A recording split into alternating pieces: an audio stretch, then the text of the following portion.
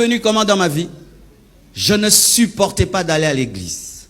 Moi, je combattais les églises. Il y avait une église à côté de nous et je prenais des baffles et je mettais contre l'église et je mettais du MC Hammer.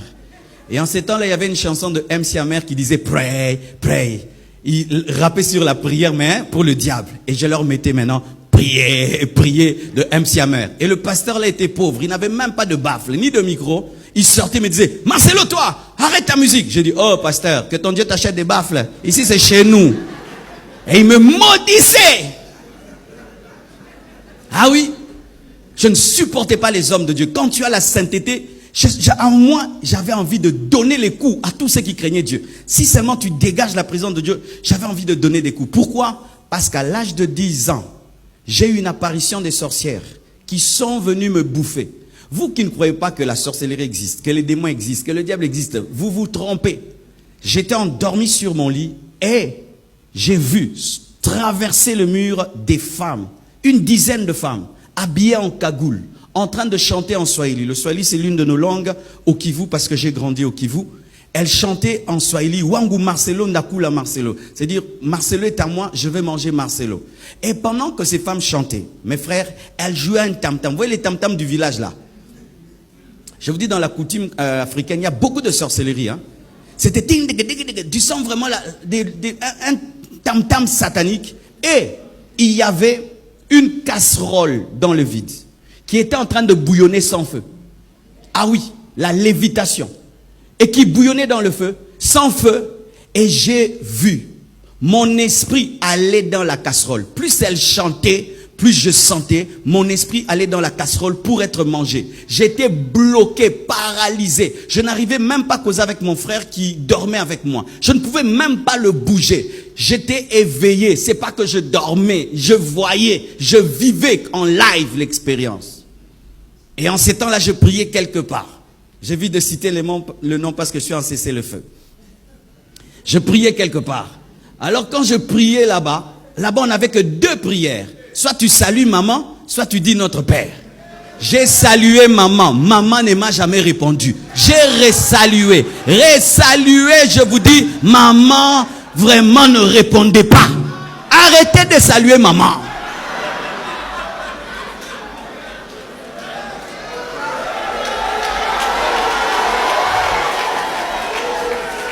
Moi, j'ai salué, je l'ai salué, mais la puissance des ténèbres était toujours là. Et puis j'ai pris ma deuxième prière que nous avons enseignée là-bas. Notre Père qui es aux cieux, que ton nom soit sanctifié, que ton règne vienne. Quand j'ai dit que ton règne vienne, à l'instant, elles ont disparu. La casserole a disparu. Ça, c'est une vraie prière. Ça, c'est la prière de la Bible. Ça, c'est la prière de la Bible. Mais malgré qu'elles ont disparu, je ressentais leur présence. Et j'ai couru voir mes parents. En ces temps-là, mes parents ne priaient pas. Ils ne connaissaient pas Dieu. Et j'entre dans leur chambre. J'avais 10 ans. J'étais un garçon très fier. Mais j'entre dans la chambre. Je dis, il y a des démons qui m'attaquent. Les sorciers sont là. Ils ont cru que c'était le rêve d'un enfant. Chers parents, faites très attention. Lorsque vos enfants vous racontent leurs rêves et leurs cauchemars, il se peut qu'ils vivent des expériences réelles, mais vous rationalisez tout. Et alors ils me disent, alors qu'est-ce que tu as fait pour qu'ils puissent partir? Ah, j'ai salué maman, ça n'a pas marché. Et puis j'ai dit notre Père, ça a marché. Ok, va rentrer. Et puis si ça vient encore, tu pries notre Père. J'ai dit jamais. Et puis ça ne marchait pas encore. Je vais dormir entre vous. Quand j'ai dit, je vais dormir entre vous, ils ont dit non. Marcelo est très fier. Jamais il nous a proposé ça. Comment il peut accepter là? Donc c'est réel. J'avais la chair de poule. Et puis ils m'ont emmené. Il y avait 2 personnes qui habitaient chez nous, qui étaient de la famille, mais qui étaient dans le fétichisme. Et quand ils m'ont emmené chez elles, ils ont dit, elles ont dit, nous sentons des présences maléfiques. Et pendant que je parlais, je voyais en vision un homme blanc et une femme noire qui me parlaient, qui me disaient, qu'est-ce que tu penses? Parce que tu leur dis, nous finirons par t'avoir. Et moi, je devenais l'interprète. Je commençais à dire, on me dit ceci, on me dit cela. J'étais comme entre ces esprits et ma famille. Et eux, au lieu de prier, ils ont fait une scarification, des scarifications au niveau de mes mains, au niveau de ma tête, au niveau de mes chevilles. Et ils ont mis de la poudre et ils ont parlé. Il n'est pas de votre famille, vous n'allez pas la voir. Et tout d'un coup, ces esprits sont partis. Et moi, j'ai oublié. Mais vous savez, de l'âge de 10 ans à 15 ans, J'étais rempli d'une haine pour Dieu. Je ne savais pas pourquoi. Donc si tu es pasteur, j'ai envie de te taper. Si tu me prêches, j'ai envie de te gifler. Je ne supportais pas les choses de Dieu. Mais partout où j'allais, j'étais leader. Si je vous trouve en train de jouer au foot, je vous dis, donnez le ballon ici. Vous allez me donner. Je vais vous commander. Partout où j'allais, je disais, je suis leader. Alors que c'était des démons. Il y avait dans mon cœur une pierre, je vous dis une pierre, un orgueil contre Dieu, comme si Dieu était mon égal. Je ne pouvais pas m'humilier devant lui. Des fois même on venait nous prêcher à la maison. Si tu me prêches, je viens, je m'assieds sur la coudoir où je vais me changer. Je porte une courte culotte si tu es une fille et je suis là, je te distrais. J'allais même dans les églises pour draguer les filles. Tu t'imagines ça? Et alors, comment j'ai été transformé, mes frères? Chaque année, on allait en vacances. C'était chez qui? C'était chez l'homme le plus riche de notre famille. Et c'est là que j'étais bouleversé. C'était l'homme le plus riche de la famille, le plus beau. Il était tout le temps en boîte, il avait tout l'argent qu'il fallait. Il était beau, il avait tout. Et c'était mon modèle. Je me disais, quand je serai grand, je serai comme tonton Popé. Il est riche, il s'habille bien, il a tout ce qu'il veut. Moi aussi, je serai comme lui. Mais un jour, mon oncle qui revenait tous les jours, enfin avec des nouveaux albums, des tels musiciens, il revient voir mon père, il commence à prier, il commence à entonner la musique chrétienne. Et mon père lui dit, mais qu'est-ce que t'as toi? Tu pries maintenant dans ces églises-là, binzambi comme on appelle chez nous. Il a dit, non, j'ai reçu Jésus, j'ai tout arrêté. Ah, mais moi j'étais déçu. J'ai dit, pourquoi tu m'as fait ça? Moi qui voulais être comme toi, maintenant tu pries. J'étais déçu. Parce que quand j'allais en vacances chez lui, comme il était l'homme le plus riche du coin, j'étais le neveu de l'homme le plus riche. Tu t'imagines comment on nous traitait? Et puis, il nous a tendu un piège. Il a organisé des vacances encore chez lui. Et tous nous sommes allés. Et là-bas, il a invité beaucoup de pasteurs. Beaucoup d'intercesseurs.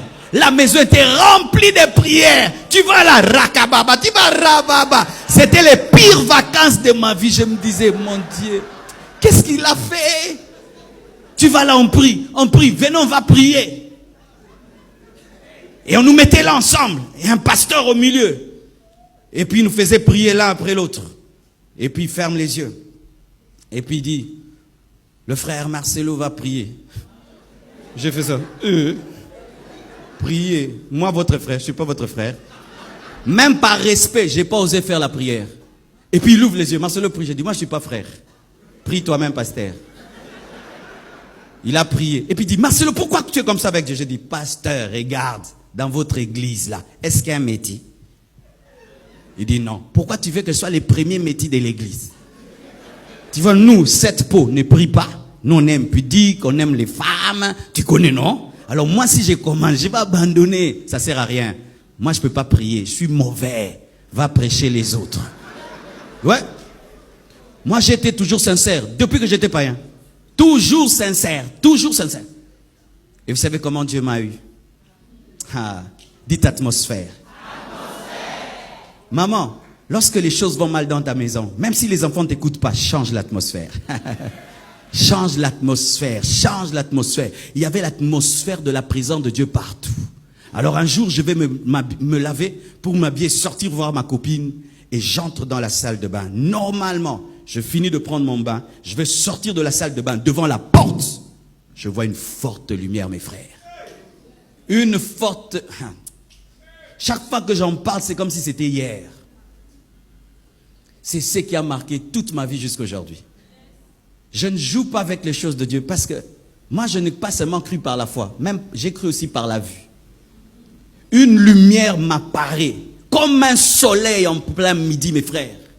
Et une voix sort de la lumière comme un baffle. Marcelo, convertis-toi. Frère, j'étais là.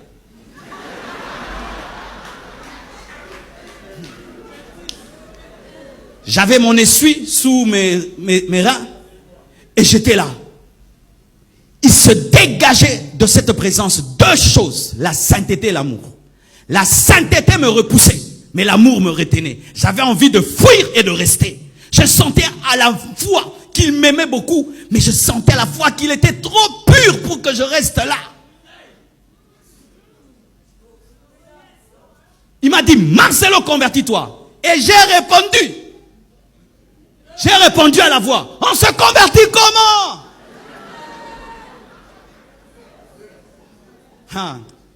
C'est pourquoi ne condamnez jamais un homme.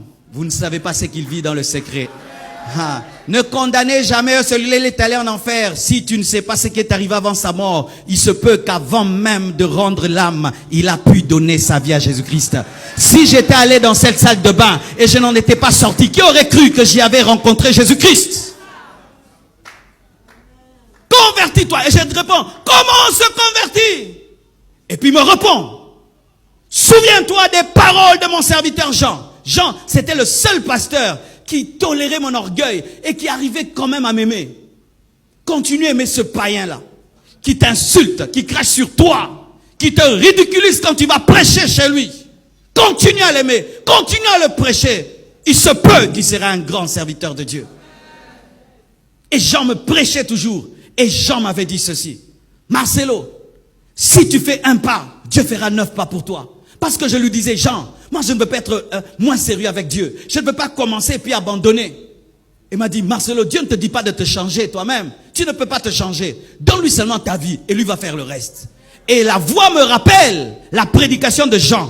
Fais un pas, Dieu fera le 9. Toi seulement crois. Et moi, je n'ai pas fait les prières d'acceptation. Je ne veux pas choquer quelqu'un, amen, hein? Mais je dois dire la vérité parce que Paul n'avait pas fait la prière d'acceptation. Il avait eu la révélation que Jésus est Seigneur. Beaucoup de gens font des récitations sans révélation. C'est pourquoi nous avons des faux chrétiens dans les églises. Seigneur Jésus, mais il n'y a pas de révélation. Quand cette voix m'a parlé et m'a dit, souviens-toi des paroles de mon serviteur Jean. Et je me suis directement souvenu que Jean m'avait dit, si tu fais un pas, Dieu fera 9 pas. Mes frères, je ne sais pas ce que j'ai dit. J'ai seulement commencé à pleurer. Pleurer. J'ai ouvert la porte. Je suis sorti calme de la salle de bain. Les gens ne comprenaient pas parce que c'était moi la star des vacances, la star. Je suis sorti et je suis allé m'habiller. Après, je suis allé dormir. Et puis j'ai cherché une Bible après. Je l'ai ouvert comme ça, je ne connaissais pas la Bible. J'ouvre. Tout ce que j'ouvre tombe sur moi. J'ouvre ici, ça me touche. J'ouvre là, ça me touche. J'ai dit, ça c'est quel genre de livre qu'on écrit pour moi? Et c'est quoi? Donc ça me touchait à un niveau. Et puis j'ai déposé la Bible. Ça me faisait trop mal. Et à l'instant, mes frères, tu t'imagines, tu te convertis aujourd'hui.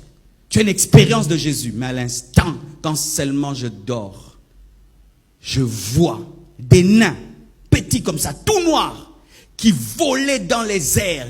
Des milliers qui parlaient 3 langues au même moment. Le français. Ne sois jamais orgueilleux de parler français. Les démons parlent aussi français. Le lingala et le swahili. Et me parlaient aussi. Pourquoi tu t'es converti en français? En lingala, en swahili, Dieu anini. 3 langues au même moment.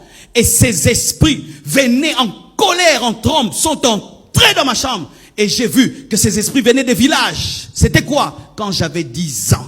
Quand j'avais 10 ans, la poudre qu'on avait mis en moi, c'était des esprits du village qu'on avait mis en moi.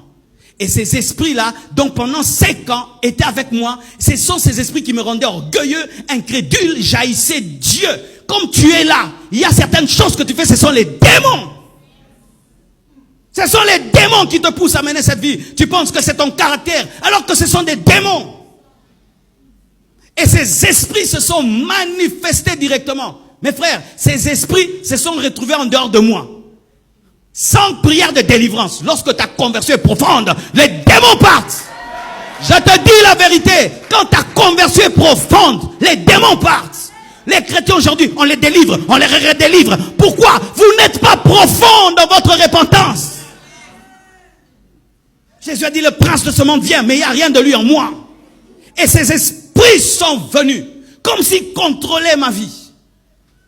Et quand ils sont venus, ils m'ont pris pour me tuer. Mes frères, l'homme est réellement un esprit possédant une âme habitant un corps. Touchez vos corps. Une enveloppe, mes frères. Une statue. Une statue, ce corps. Il suffit que l'âme quitte ce corps. C'est une statue. Une statue. Quand ces esprits sont venus, j'ai vu que ces esprits me sortaient de mon corps. Mes frères, et je commençais à mourir. C'est pas que j'ai fait un voyage astral, hein? Amen, hein? Je commençais à mourir. Et j'ai vu mon corps étendu sur le lit. Et j'ai vu, parce qu'on était dans une chambre avec plusieurs frères et sœurs. Et je les entendais causer, rigoler, parler. Je voulais leur parler, mais je n'arrivais pas. Ce jour-là, j'ai expérimenté que le salut est individuel. Vous qui avez des péchés de groupe, vous commettez une grosse erreur. Vous qui péchez en groupe, vous qui vous opposez à Dieu en groupe, vous qui menez des choses de groupe, ce jour-là j'étais seul et je ne pouvais parler à personne. C'était ma vie, c'était mon expérience, c'était mon expérience, c'était mon expérience. Et quand je partais, je me suis souvenu parce que je ne connaissais pas la parole. Ma bouche physique était fermée. Ma bouche physique ne parlait pas. Il n'y a pas qu'une bouche physique, il y a aussi une bouche spirituelle. Je me suis souvenu, on m'avait raconté que quelqu'un un jour était allé dans un cimetière et puis il était attaqué par des démons. Il a crié au nom de Jésus-Christ, il était délivré. Cette histoire m'est revenue. J'ai crié Jésus. Jésus dans mon esprit. Tous ces démons m'ont lâché. Le nom de Jésus est élevé au-dessus de tout autre nom. Le nom de Jésus ne devient pas puissant lorsque tu le cites 2 fois, 3 fois, 4 fois. Le nom de Jésus ne devient pas puissant lorsqu'il est cité par un pasteur. Le nom de Jésus est puissant. C'est le nom qui est élevé au-dessus de tout autre nom. Il a reçu le nom qui est élevé au-dessus de tout autre nom, afin qu'en son nom tout genou fléchisse au ciel, sur la terre et sous la terre, et que toute langue confesse qu'il est Seigneur, à la gloire de Dieu le Père. Mes frères, je ne connaissais pas tout ce que je viens de dire. J'avais seulement entendu le nom de Jésus. Quand j'ai dit Jésus, ces esprits m'ont lâché et je suis retombé dans mon corps. Mes frères, ce corps pèse. Ce corps, il pèse. Je suis retombé. J'étais un bébé. J'ai crié, les démons sont là! Tout le monde a fui. Tout le monde. Sortez-moi aussi. Je les délivrais, mais j'ai fuyé.